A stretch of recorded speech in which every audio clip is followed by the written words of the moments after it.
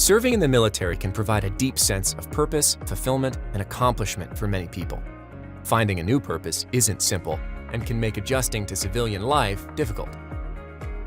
It is no surprise then that for some veterans, giving back to their community through nonprofit organizations can be a meaningful way to find a new purpose in their civilian lives. In this episode, we will hear from 3 veterans who, when confronted with challenges in their post-military lives, learned how giving back can also be a gift to themselves.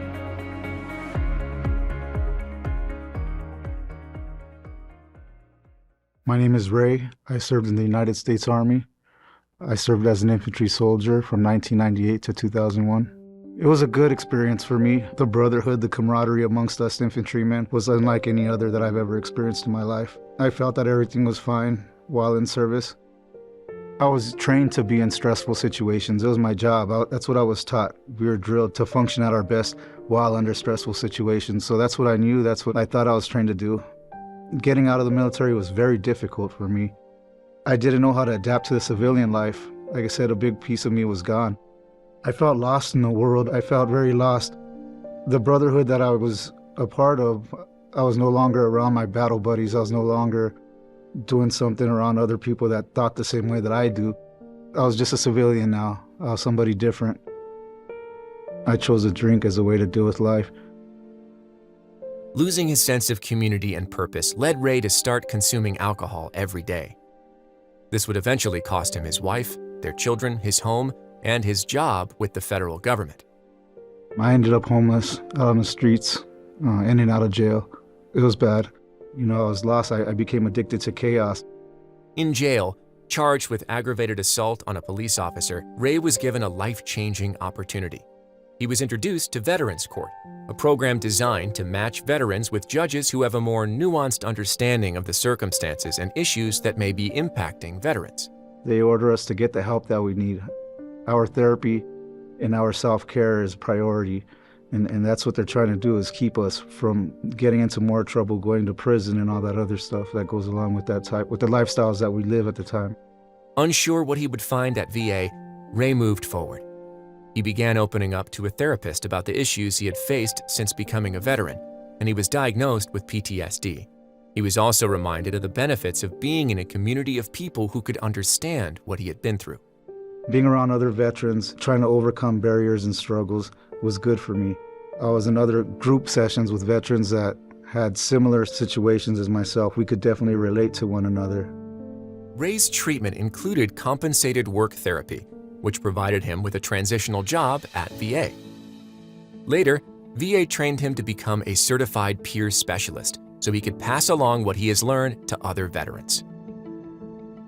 It's helped me become a better person. Now I get to help others that are going through some of the struggles that I've been through. Veterans that have been homeless, incarceration, and struggle with addiction, I help them. The Army veteran has even found ways to recreate the kind of camaraderie he so appreciated while serving in the military. Ray started a nonprofit organization that helps veterans find hope by addressing their mental health challenges. And he rides motorcycles with fellow veteran bikers. I'm riding in a group with my brothers, other veterans that have gone through the struggles, that have been through the storm, riding side by side, living life. There's something very different about it, something very special about it, to be able to relate to another individual and to just walk alongside of them and help them grow. We all have to find our own paths. Most importantly, we all have to find our purpose. Once you find your purpose and make peace with yourself, it gets a hell of a lot easier. And this is just the way I live my life now. It's not a job, it's just part of my life, being able to help others. Today I can be a positive role model towards my children, teach them how to live a better life, and teach my brothers and sisters how to live a better life.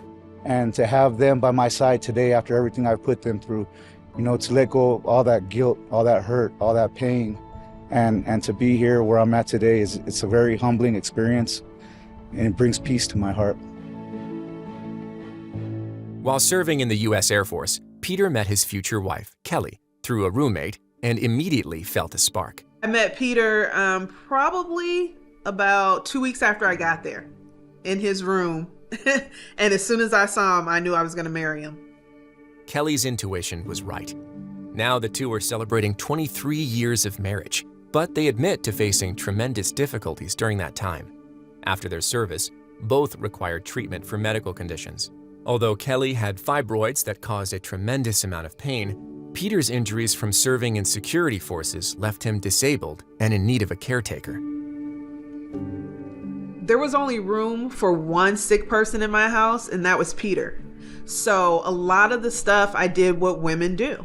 I didn't have any kids, but I still just stuffed a whole bunch of stuff so that I could help him get better. In my mind, he was a lot worse than me, and then I could just help myself once I got him in a better situation. So I wasn't in a position to really take care of myself as I needed to. To dull her own pain, Kelly misused medication and alcohol, which eventually put a strain on their marriage.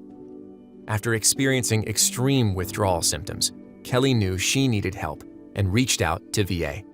I was emotionally unavailable. He was going through a bunch of chronic pain, so was I, but I was masking it with going to work every day and drinking in my pills. Again, when I said my mind realized I was addicted, I just couldn't. I tried to stop, like cold turkey. And then I read some stuff and I was like, oh man, this is what I'm feeling. This is horrible. I feel like I'm gonna die. So I was like, well, I just can't stop. I just can't stop taking them. I gotta tell the doctor this is what's going on. Kelly began going to the psychiatric unit at her local VA facility, where they addressed both her physical pain and mental health challenges. Through treatment, she was able to stop misusing medication and alcohol, which helped inspire Peter to find a path to recovery. Really, when I got sober, it sent Peter into a place of healing as well. She gave me the encouragement by her seeking treatment that I went in there right after her, and I started getting some solutions in that actual psych unit. That was actually the best time for me. Things were beginning to look up for the couple, especially after Kelly trained to become Peter's official caretaker. VA made my wife my caretaker, and so they gave her the training to how to be of service to me so I can deal with these, incapacitating disabilities that I have. And that's just been the biggest relief from me. As part of Peter's physical therapy, the clinic recommended using a recumbent tricycle with an electrical power unit to take over whenever he was unable to pedal the bike himself. This allowed him to get outside a lot more, and Kelly noticed the difference it made. Kelly began biking with Peter, and their newfound hobby inspired them to share this experience with other veterans. A business was born, helping to make sure veterans have access to recumbent tricycles.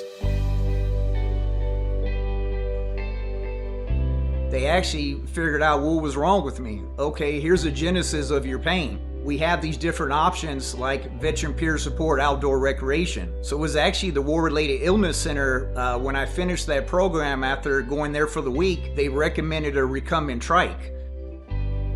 After 2 months, he was talking, he was smiling, he wanted to go out, he was eating. He would ride up to my job because I was right down the street from him and it'd be like, I'm outside, come see me.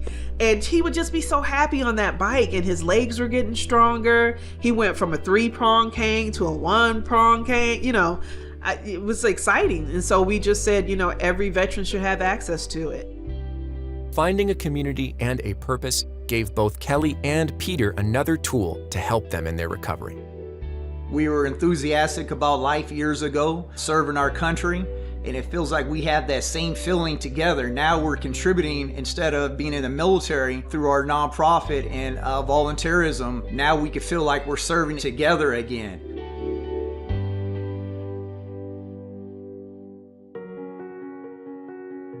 As you've heard, there are many potential mental health benefits for veterans who work with nonprofit organizations. Helping other veterans and supporting your community can provide a sense of purpose and fulfillment and can help veterans feel connected. It can also provide a sense of accomplishment. As Ray, Peter, and Kelly can attest, finding a new service and connecting with your community is another powerful tool for veterans on their path to recovery.